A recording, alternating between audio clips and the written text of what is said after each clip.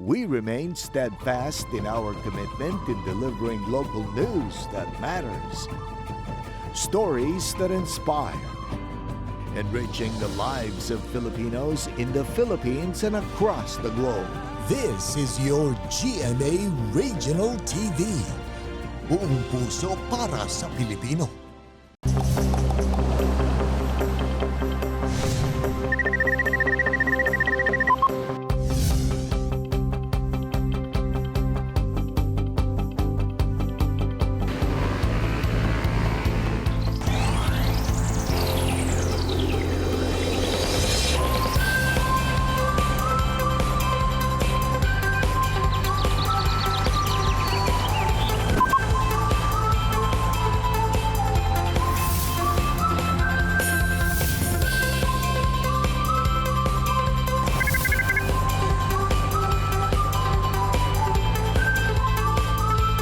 Kini ang At Home with GMA Regional TV.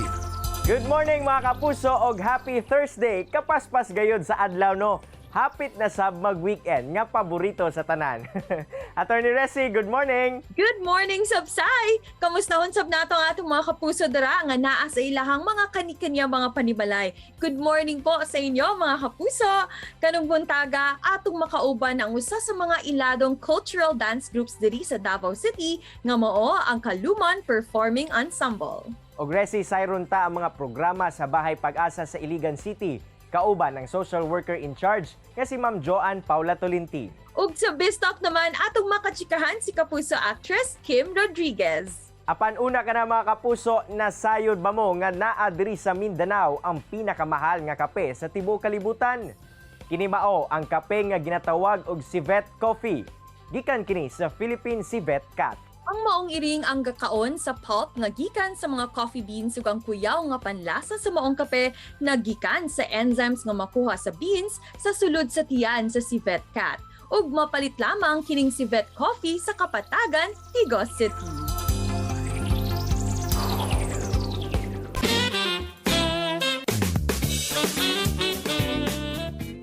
Mga kapuso, it's Bistalk time na sab. Ug karong buntaga atong makatsikahan pagbalik ang usa sa mubida sa Stories from the Heart Never Say Goodbye. Walay lain pa ako di si kapusong Kim Rodriguez.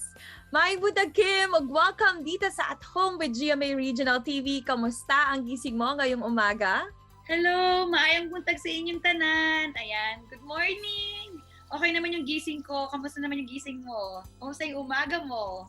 I'm doing so well, Kim. Thank you very much for asking. Pero Kim, grabe nag-trending talaga at pinag-usapan ng iyong topless photo. I think at the time that you celebrated your birthday last August.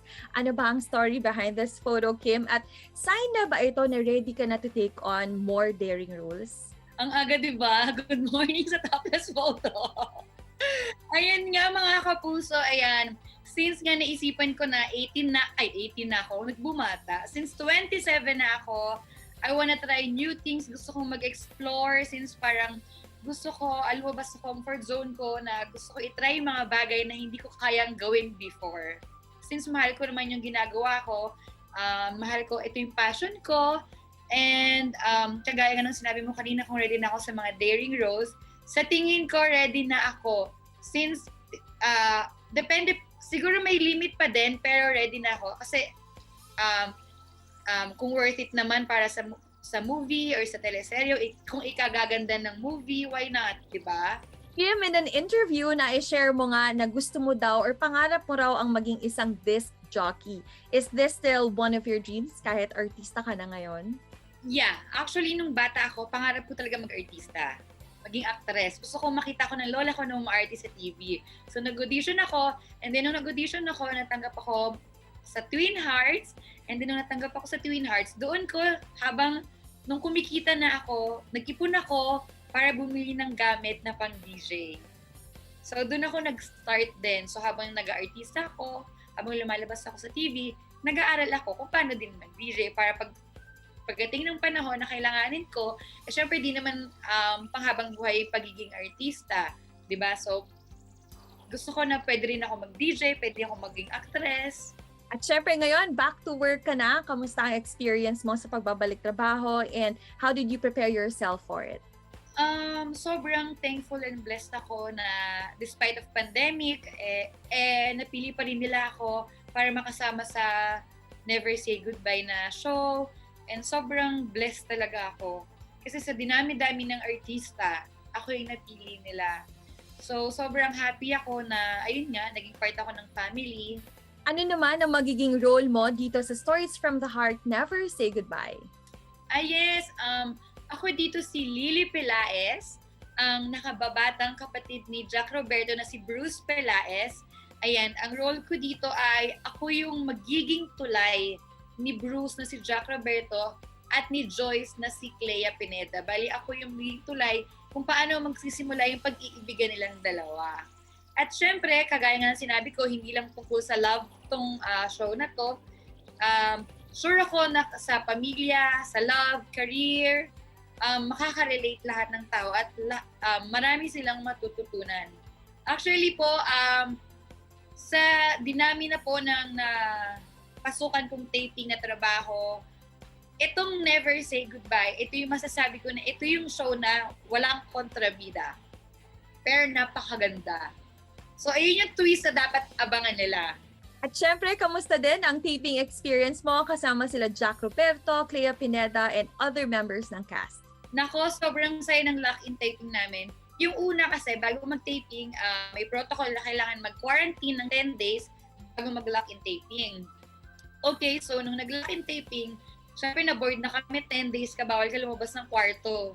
As in, sobrang mahirap yung pag-lock-in taping, pero may advantage siya kasi since lock-in taping nga, araw-araw hindi ka na umaalis sa trabaho, mas na consistent yung character mo, hindi siya nawawala. Unlike before, na kapag nag-taping kami, uuwi, babalik na ako kay Kim Rodriguez. Pag-taping, babalik na ako kay Lily Pelaez. So, etong lock-in taping, sobrang maganda, consistent, yung mararamdaman mo yung character mo talaga. Sasapi talaga sa'yo yung character mo. And finally, Kim, ano din ang message mo para sa ating mga viewers all over Mindanao? And please invite everyone as well. Ayan, mga kapuso, sana po abangan at suportahan niyo po ang Never Say Goodbye ngayong October na po yan sa GMA Afternoon Prime. Siyempre kasama ko dyan sila Jack Roberto, Clea Pineda, Herlene Budol, Max Eigenman, Lauren Yang at marami pa pong iba. Maraming salamat, Kim, for joining us dito sa At Home with GMA Regional TV. Take care always and stay safe. Thank you! And that was Kapusong Kim Rodriguez. Siya lang mo mga kapuso, kay mo balik pa ang At Home with GMA Regional TV. Kini ang At Home with GMA Regional TV.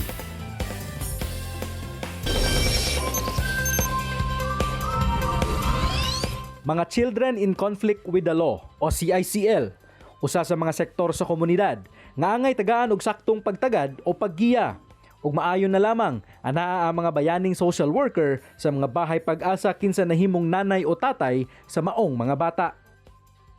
Mga kapuso, this morning atong kamustahon ang kahimtang sa mga nahimong nanay ug tatay sa bahay pag-asa sa Iligan City kung asa ginaalagaan ang mga children in conflict with the law. Ato makauban si Ma'am Joanne Paula Tulintin gikan Iligan City.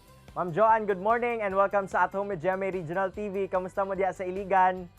Ay, good morning mga kapuso. Okay rami diri sa Iligan City. Hinaot na mo ma'am nga magpabilin kamo nga anaa sa maayong kahimtang. Apan Ma'am Joanne, unang-una, makisayod kami kung unsa ba ang inyong tahas no isip mga social worker nga nakadestino sa mga bahay pag-asa. Kami ang ilahang handling social worker, nagunit og klase-klaseng kaso sa mga bata nga nakalapas og balaod dayon kanang kami ang ga-assess sa ilaha, kami ang gahimo og social case study, kami ang muuban nila kung naa sila court hearing, kung naapod sila kung ang judgment sa ilaha sa court is i-refer sila sa rehabilitation, kami gihapon ang maghimo nila og mga papers or referral letters nga i-send sa dito ug asa sila i-refer, ubanan pud namo sila dito. Then if mahuman na ang ilahang rehabilitation dito, kami gihapon ang maghimo og parenting capability assessment report para sa pamilya nga ilahang ulian. Ma'am Joanne, kamusta sa ba ang paghimo ninyo sa inyuhang tahas karong panahona ma'am? Unsa-unsa ba ang mga challenges nga inyuhang ginaatubang? Daghan kayo may kuan kanang gi-face nga challenges kay tungod nag pandemic man ta, dili ta ka basta-basta og bisita nila sa ilahang mga panimalay, especially ang atong mga community-based diversion clients, dili na to sila madali-dali og home visit, dili pod sila kadali-dali og report sa tuang center. So naapoy time nga madugay ang mga case sa ubang bata kay kung dili kami ang mag-lockdown, ang court pod ang mag-lockdown or laing na hitabo dito sa ilahang mga private attorneys. So mas nidugay ang kaso sa uban, kami pod maglisod pod mi og kaning adto sa ilahang panimalay, pangumusta sa ilaha og naunsa na sila. Daghan pong activities ang wala na padayon, parehas sa family day, wala namin naka-family day kay tungod sa social distancing. Nahunong po ang ilahang values formation, ang mga spiritual enhancement, ang ilahang mga alternative learning system, kay dili man kayo migadawat og bisita karon tungod sa pandemic. Grabe Ma'am Joanne, hilabihan gayo di ay ang mga challenges nga inyong ginaatubang karong panahon na. Apan hinaot namo nga masulbad kini sa daling panahon. Apan Ma'am Jo, unsa ba ang kasagara pod nga cases nga maabot diya sa inyong buhatan nga nahimo sa mga children in conflict with the law? Sa ako ang experiencer, sukad pag-abot ako diri, ang mga kasagaran mostly nga kaso karon nga naabot sa amoa is kaning RA 9165 or ang prohibited drugs o rape pero dili kaayo ang drugs with ang daghan nato karon. Ma'am Jo, sa inyong pag-imbestiga, unsa po daw ang sagad rason ma'am ngano sila na-appeal sa mga illegal nga kahimuan? Actually sir, ang mga children in conflict with the law, dili man sila abi kay nakalapas sila sa balaod. Biktima pod sila sa situation or circumstances kay kung atong i-trace ang ilahang family background, kasagaran sa ilaha is kaning broken family. Nagdako sila nga wala ang ilang ginikanan, na misguide sila o dito sila napadulong sa ilahang mga barkada o dito nila nakita nga naay pamilya sa barkada, which is wala sila nakabalo o wala nila nabantayan nga ang barkada di ay ang nakakadala nila og bad influence. Ma'am Joanne, paunsa ba ninyo ginatagaan og tagad kining mga bata nga naabot diha sa Bahay Pag-asa? Pag-abot nila diri sa amoa sir, dili na mo sila ginatreat nga lahi, dili na mo sila ginatreat nga kaning pineriso. Pag-abot nila diri para ma-feel nila nga naa sila'y family, ang ilang tawag sa amoa mommy ug daddy. Kung unsa ang amo silang i-counseling, one by one namo sila og istorya para makashare gid sila sa amoa sa ilahang gipangbati. Pero pag abot ana nila diri, lisod pa man gid na sila kay mag-adjust pa man sila sa amoa. Amo pong paaboton ang time nga maka-open na sila sa amoa.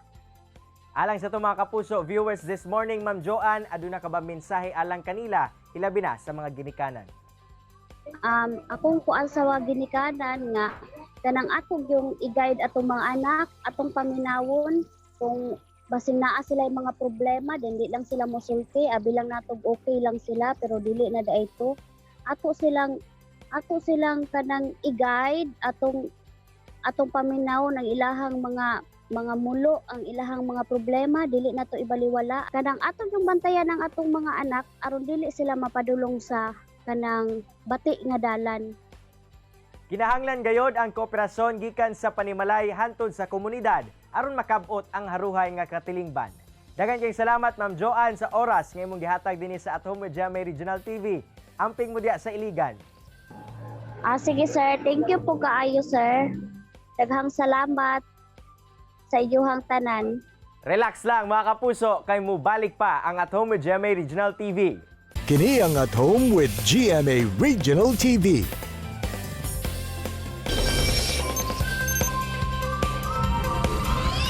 Usaang pagsayaw sa mga habilin sa ato mga katigulangan.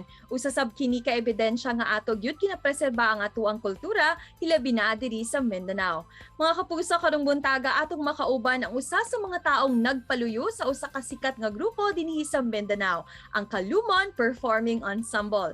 Sayro nato ang tumong niining maong grupo kauban si Sir Mario Leofer Lim. Hello Sir Mario, maayong buntag ug welcome diri sa At Home with GMA Regional TV. Kamusta po? Maayong buntag po kaninyong tanan o maayo man ang kinabuhi gyapon o ang atong panglawas despite sa mga panghitabo karong mga panahon na. Sir, unang-una hisgutan nato ning inyong grupo. Kanang sa ba mo nagsugod sir og curious lang pud mi nganong Kalumon ang inyong gipangalan sa inyong grupo? Nagsugod ni siya Ma'am Racy sa tuig 2002 no 2002 akong gisugdan ni siya tungod kay mo man akong hilig no sa pag-train sa mga bata o sa community ba ng mga bata. Basta ako gusto lang ko maka-impart. And then in 2005 nahimo ang Kalumon, join po siya og World Music Festival. The first World Music sa Kadayawan sa Davao mo nang nahimo kaming mananaog ato grand prize winner mo to ang first World Music. And gipadayon na gyud nako siya, nahimo na siya mong tradisyon in 2009 mo nang naparegister para makatabang pud ta og sa ato ang lingaw dinhi sa Davao og dili pud ta maingon nga basig piki ta no. Ang Kalumon Performing Ensemble, ang pangalan nga Kalumon gikuha nako na sa tungod kay tagapantukan magud ko ang akong mga classmate, mga indigenous pod, mga IP. So na-inspired ko nga ang tawag sa ilaha Kalumunan no, murag kaigsuonan and murag og magpangalan ko ni adtong pangalan na pertin taasa. So akong gihimo, akong gikuha lang ang ka unya tungod kay ang lumon manggod sa maong tribo kay brother and sister. So isip ako Bisaya, na feel pud nako nga higala kay nila dito niya mag. So akong gihimo, ikuha na kong ka, niya gibutang nako sa lumon. So mura siya Kalumon Kapuso.